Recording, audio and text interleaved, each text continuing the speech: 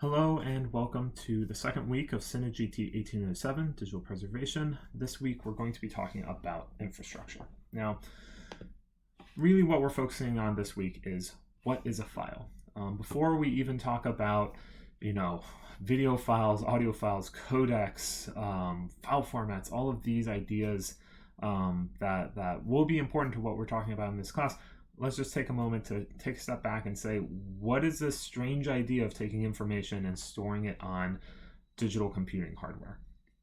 To do that, we're going to walk through a few ideas. We're going to talk about the history of files prior to computers, and then we're going to work on how those ideas, the metaphors of how we handled information, transferred into the idea of how we do that with computers. So talking about how file systems work, the hardware that we use to store information, and then the cables that we use to transfer files around.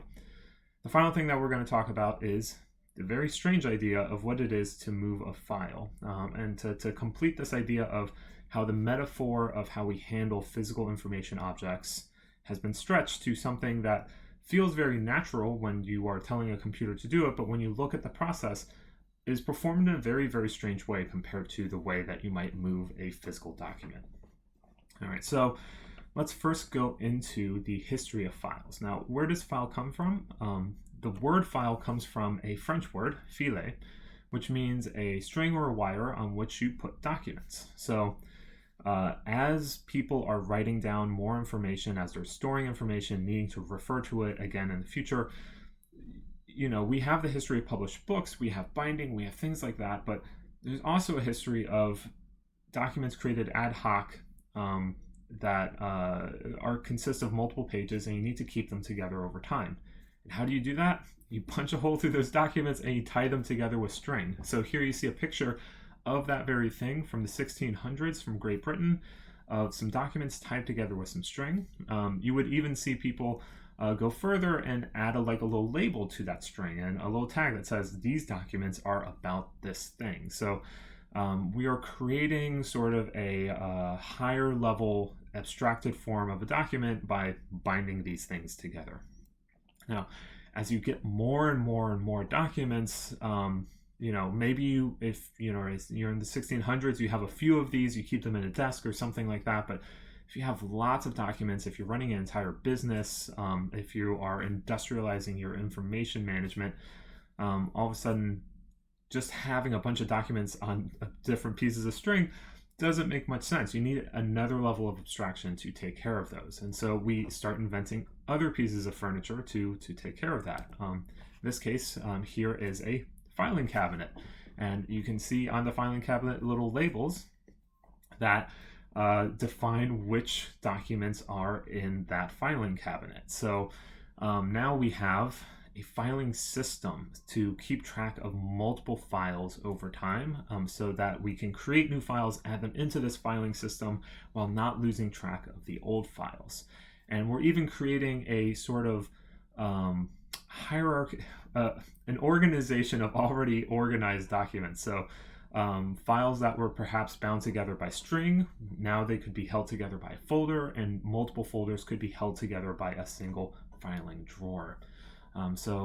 Here we have the development of a couple more things, that not only do we want to keep this information together, but we want to be able to add new pieces of information, retrieve that information at a later point in time. All right, so that's organizing files. Let's talk a little bit about how in the world do we take information and make it something that a machine can read. So very famously, you might have seen this before, this actually comes out of the weaving industry, the Jacquard loom. Here's a model of a Jacquard loom, and what you can see here is a series of punch cards.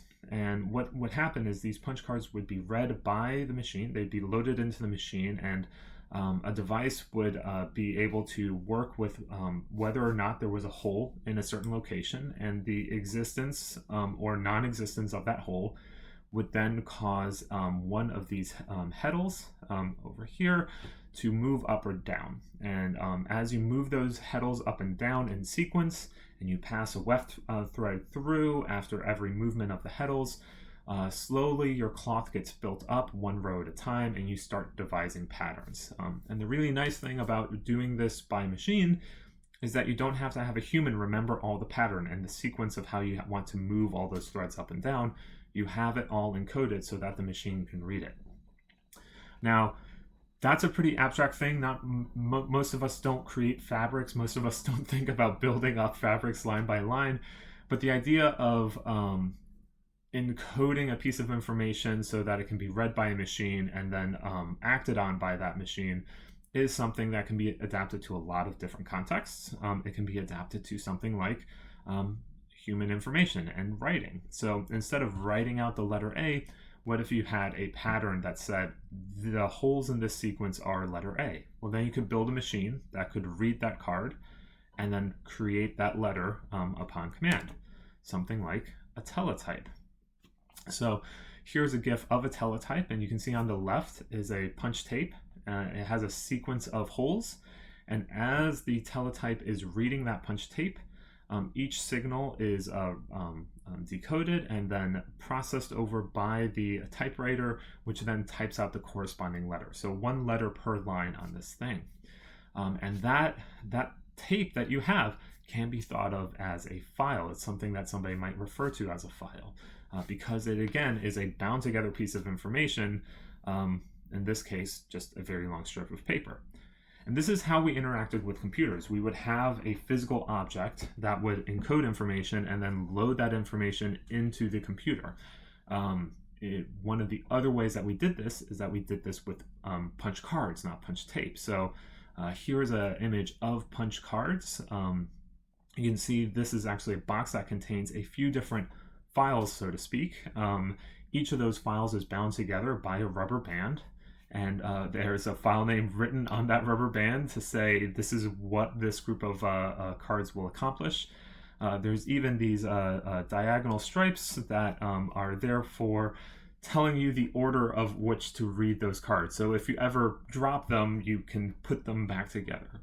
So we have all these ideas of binding individual components that can store information together into a larger object that can be called a file, a larger information object, adding file names to them so that humans can reference that information, creating structures so that we can keep them organized over time, creating filing systems so that we can recall them at a point in the future. These are all fairly common functions of file storage, of physical file storage. We have lots of ways that we accomplish that over time. Now, the question is, okay, well, we have these physical files. How do we transition into a digital file storage? It's kind of silly to constantly be punching out holes in a piece of paper and then asking a machine to read those holes and then asking that machine to punch new holes into a piece of paper so that we can then interpret what's happening there. It'd be much faster if all that information could remain electronic.